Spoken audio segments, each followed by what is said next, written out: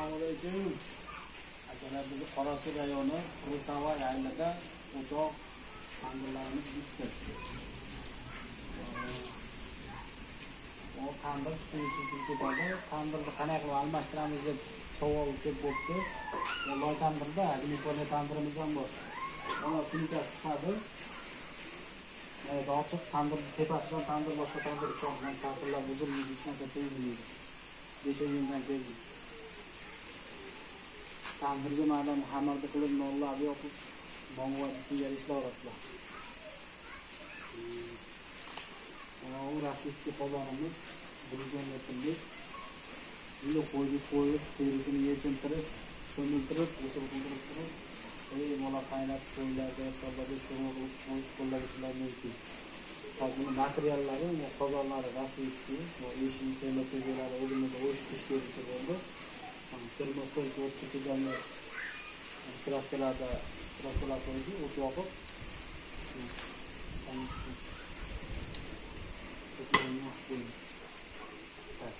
Maylarga bo'lishga bo'ldi.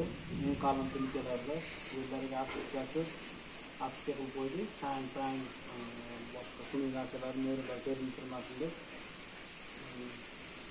Bu 60 litrli qozon. Bunda osh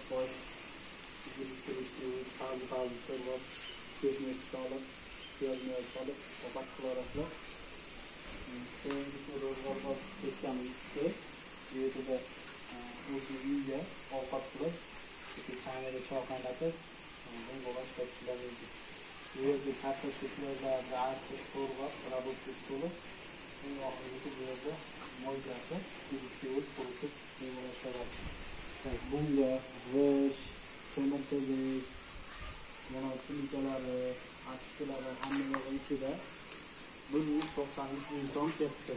193 ming so'm. Hamma yo'q ichida materiali. Quruq yergacha.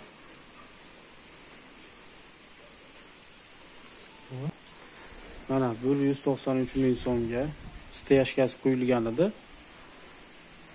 Mana qiladi afishkalarni ham qilib berdik mana.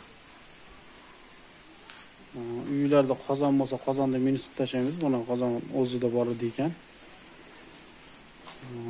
Qolgan narsalarni, uyingizda bor narsalarni olmasdan, qolgan narsalarni o'zimiz olib kelamiz.